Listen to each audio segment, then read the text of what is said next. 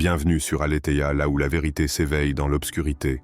Aujourd'hui, nous plongeons dans l'abîme de l'esprit humain en explorant un phénomène qui nous touche tous, à des degrés divers, la dépendance. Cette illusion sournoise qui nous lie à des désirs insatiables et nous éloigne de notre véritable essence, fait de nous des prisonniers de nos propres faiblesses. Mais qu'est-ce que la dépendance réellement? Est-elle simplement une quête de confort ou la manifestation d'une recherche plus profonde de sens? Dans cette quête de lumière, nous scrutons les ténèbres de l'âme humaine pour comprendre comment les chaînes invisibles de la dépendance s'installent et surtout, comment nous pouvons les briser pour nous réapproprier notre liberté. Les chaînes invisibles. Il n'y a rien de plus terrifiant que la vérité quand elle est révélée. Dans les recoins les plus obscurs de notre âme, là où nos pensées les plus intimes résident, des chaînes invisibles se forment, serrant longuement notre esprit. Ce sont des liens que l'on ne voit pas, mais qui pèsent sur nous, insidieux et étouffants. Elles ne sont pas faites de métal, mais de désirs insatiables, de peurs sournoises, de promesses vides. La dépendance n'est pas seulement un besoin compulsif ou une attirance irrationnelle. Elle est une agression subtile de l'âme humaine. Elle envahit peu à peu notre être tout entier, sans que nous le remarquons, nous emprisonnant dans un piège délicat et implacable. Mais si la dépendance se nourrit d'une illusion extérieure, elle prend sa source dans un vide intérieur. Nous sommes des chercheurs éternels de quelque chose ou de quelqu'un qui viendrait remplir ce vide. Pourtant, ce vide est bien plus qu'une simple absence. Il est le signe d'une quête intérieure non résolue. Nous passons nos vies à chercher, à fuir, à nous réfugier dans des distractions, des relations, des possessions, des habitudes, des plaisirs. Nous croyons qu'un objet, une personne ou un état d'être peut combler ce qui nous échappe, mais c'est là que le piège se tend. Nous poursuivons ces mirages dans le désert de nos existences, espérant trouver la source d'un bonheur durable. Et plus nous courons, plus nous nous éloignons de la vérité qui se cache à l'intérieur de nous. Imaginons ce même homme dans ce désert, la gorge sèche, les pieds brûlants, l'esprit rongé par la soif. Il aperçoit un mirage, une oasis, qui semble l'attirer comme un aimant. Il court sans relâche, croyant que cette oasis, cette illusion, sera la réponse à ses souffrances. Mais à chaque pas, il se rend compte que l'oasis s'éloigne, toujours plus loin. Il poursuit ce mirage, sans comprendre qu'il est en train de courir après quelque chose d'inexistant. L'oasis n'est rien d'autre qu'une projection de son désir, une chimère née dans les ténèbres de son esprit. C'est la dépendance à l'illusion. Il est captif de cette image, de cette promesse vide, et il ne sait pas qu'il est déjà enchaîné par ce qu'il cherche à fuir. L'illusion de l'oasis dans le désert est un miroir de notre propre quête. Nous croyons, en poursuivant ces désirs extérieurs, que nous trouverons enfin ce qui nous manque. Mais tout ce que nous trouvons, ce sont des désillusions. La dépendance n'est pas seulement un désir de posséder, elle est une réponse à ce vide que nous n'osons pas affronter. Elle est une fuite constante, une recherche sans fin de complétude dans un monde qui nous offre seulement des fragments d'éphémère. Cette quête devient un cercle vicieux, un tourbillon sans fin où nous continuons à chercher des réponses extérieures sans jamais nous arrêter pour contempler le vide qui réside en nous. Jung nous avertissait. Ce qui ne vient pas de l'inconscient, mais du monde extérieur, ne nous guérit pas. La guérison, la véritable guérison, ne peut naître que lorsque nous cessons de chercher à l'extérieur ce que nous avons déjà en nous. La dépendance, alors, n'est que le reflet de cette illusion. Nous pensons que l'extérieur peut combler un manque intérieur, alors que tout ce que nous recherchons se trouve déjà dans la confrontation de notre propre ombre. Cette dépendance est une folie douce, une comédie tragique que nous jouons chaque jour, pensant que ce mirage peut nous offrir ce que nous n'avons pas. Mais la vérité est que ce qui nous manque n'est pas à l'extérieur. Il est caché dans les recoins de notre être, là où nous avons peur de regarder. La dépendance n'est pas seulement un manque, elle est la peur de voir que ce vide intérieur est nécessaire à notre transformation. C'est en l'affrontant, en l'acceptant, que nous pourrons un jour nous libérer des chaînes invisibles qui nous enferment. Alors la question se pose, combien de fois continuerons-nous à courir derrière des mirages avant de comprendre que la seule oasis qui existe est celle que nous portons déjà en nous? Combien de temps avant d'accepter la vérité, aussi effrayante soit-elle, que la guérison ne vient pas de ce que nous pouvons posséder, mais de ce que nous sommes prêts à abandonner. Le miroir brisé de l'ego. Ce n'est pas l'âme qui est prisonnière, mais l'ego. Au centre de la dépendance réside un miroir brisé. Un miroir dont chaque éclat déformé reflète un visage égaré, en quête perpétuelle de satisfaction. Il est l'image de l'ego, cet être fragile et insatiable, toujours à la recherche de ce qui viendra compléter son apparence. Mais en réalité, l'ego ne se nourrit que d'illusions. Il s'abreuve des échos de la validation extérieure, des applaudissements de la foule, des récompenses matérielles qui, loin de nourrir l'âme, s'éloignent d'elle. Ce miroir déformant n'a qu'une fonction, flatter une image de soi, une construction artificielle qui éloigne l'individu de sa vérité profonde. L'ego est une bête insatiable. Chaque validation extérieure, chaque victoire éphémère, chaque petit triomphe sur les autres ou sur soi-même s'accompagne d'une perte intérieure. Le prix que nous payons pour satisfaire ce désir constant de reconnaissance est une distance de plus en plus grande avec notre être véritable. Chaque fois que nous alimentons notre ego, nous enfonçons une cloche de verre autour de nous, nous isolant davantage de l'essence même de notre existence. Nous croyons que la satisfaction viendra de l'extérieur, mais chaque nouvel échec ou insatisfaction démontre que nous avons mal cherché. Ce que nous croyons être des victoires sont en réalité des pertes.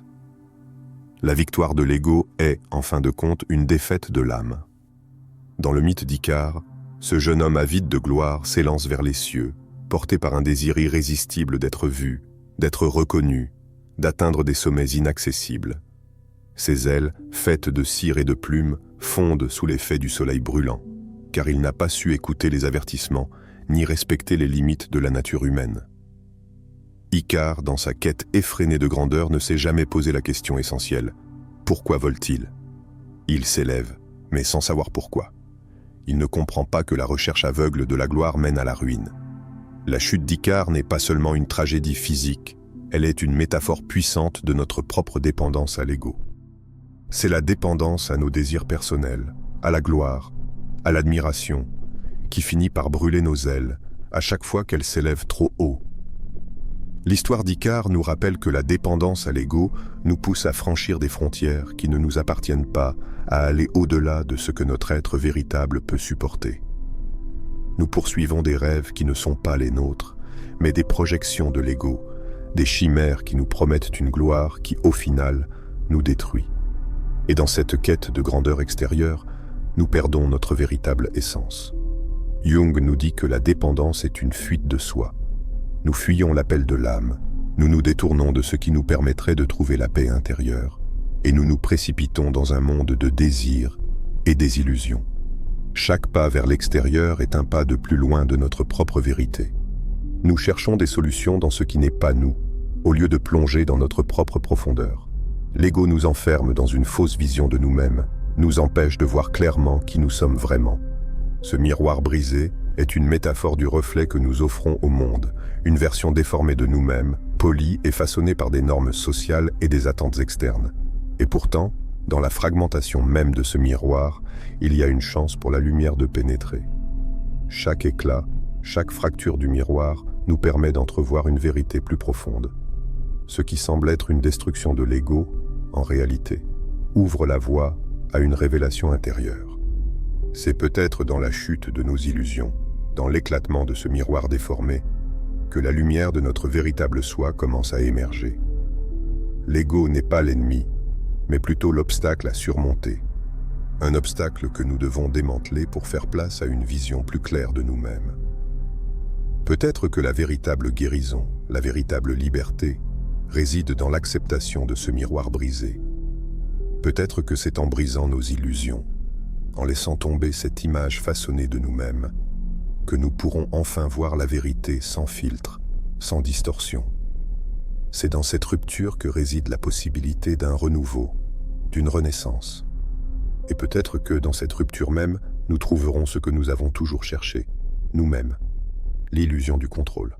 Il est plus facile de renoncer à une illusion que de se détacher de ce qui est réel.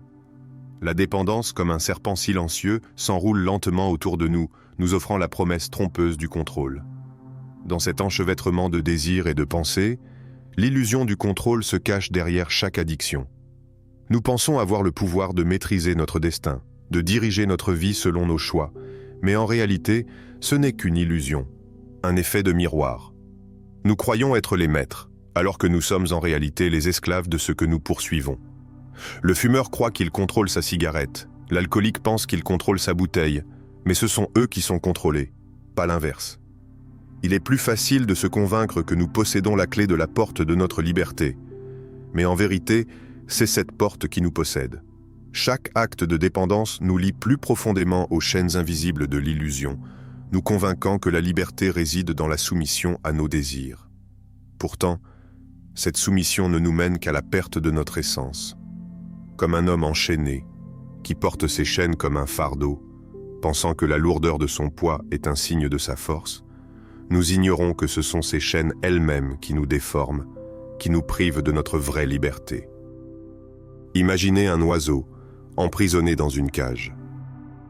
L'oiseau regarde le ciel, mais il pense que ce ciel est trop loin pour lui, qu'il n'est fait que pour vivre à l'intérieur des barreaux. Il croit qu'il est destiné à cette existence confinée, qu'il est trop fragile, trop faible, pour s'en échapper. Et pourtant, la clé de sa liberté est déjà entre ses ailes. La cage, cette illusion de contrôle, lui fait oublier qu'il possède tout ce qu'il faut pour s'envoler. Il est prisonnier, non pas du monde extérieur, mais de sa propre perception, de sa propre limitation imposée par l'illusion. Ce contrôle illusoire nous mène lentement vers la destruction. Dans cette illusion, nous croyons pouvoir tout maîtriser, nos désirs, nos peurs, notre avenir. Nous contrôlons nos actions, nos pensées, pensant ainsi dominer notre existence. Mais ce que nous ignorons, c'est que cette quête incessante du contrôle est en réalité ce qui nous prive de notre pouvoir véritable. Loin de nous rendre maîtres de notre vie, elle nous emprisonne dans un monde de fausses certitudes, où chaque tentative de domination renforce nos chaînes.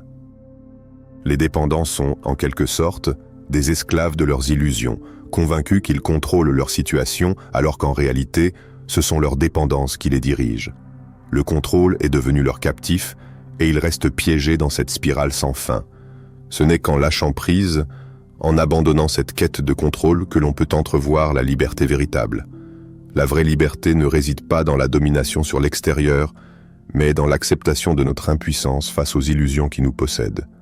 Lâcher prise, c'est accepter de se détacher de l'idée de tout maîtriser et reconnaître que nous ne sommes que des témoins de nos désirs, pas leurs propriétaires. Jung le savait bien. Il est plus facile de renoncer à une illusion que de se détacher de ce qui est réel. Mais ce détachement n'est pas un acte de renoncement, c'est une forme de libération. Se détacher de l'illusion du contrôle, c'est enfin accepter la réalité telle qu'elle est, avec toutes ses imperfections et ses incertitudes. C'est comprendre que la paix intérieure ne vient pas du contrôle de notre monde extérieur, mais de la réconciliation avec nous-mêmes et avec nos limites. La dépendance, comme un mirage, nous trompe en nous faisant croire que nous pouvons tout maîtriser, tout dominer. Mais c'est dans l'acceptation de notre propre vulnérabilité, dans le lâcher-prise, que réside la véritable force. La véritable liberté ne se trouve pas dans la volonté de tout contrôler, mais dans la capacité à accepter ce qui échappe à notre contrôle. C'est dans cette acceptation que nous pouvons enfin trouver la paix intérieure, un espace de liberté qui ne dépend ni de l'extérieur, ni de nos illusions. Le chemin vers cette paix n'est pas facile. Il demande du courage, de l'humilité et une profonde confiance en soi. Mais c'est en abandonnant l'illusion de pouvoir tout contrôler que l'on commence à s'éveiller à la réalité de notre propre existence. Et c'est là, dans cette vérité nue, que réside la clé de notre véritable liberté. La libération par la connaissance de soi. Ce n'est qu'en affrontant nos ténèbres que nous pouvons véritablement nous libérer. La guérison commence là où nous cessons de fuir. La dépendance n'est qu'un symptôme, une manifestation extérieure d'une maladie plus profonde, souvent invisible à nos yeux. La souffrance, l'angoisse, la peur, ces sentiments que nous n'osons pas affronter, ces ombres que nous cherchons à éviter, sont les véritables racines de notre dépendance. Nous cherchons des palliatifs à l'extérieur, des moyens d'évasion, une cigarette, un verre, une obsession quelconque. Mais aucun de ces recours ne pourra jamais guérir la plaie intérieure. La véritable guérison ne se trouve pas dans l'évasion, mais dans l'affrontement de notre âme. Imaginez un homme en proie à une douleur profonde, une douleur qu'il n'arrive pas à comprendre ni à accepter. Il fuit cette souffrance, cherchant à la noyer dans l'agitation, dans la distraction, dans l'extérieur. Il se perd dans les plaisirs immédiats, croyant qu'ils suffiront à calmer sa tempête intérieure. Mais à chaque évasion, il s'éloigne de plus en plus de lui-même. Ce vide qu'il cherche à combler ne se résorbe pas, et il se rapproche peu à peu du précipice de la perdition. La dépendance l'entraîne plus loin, plus profondément, dans ce qu'il ignore de lui-même.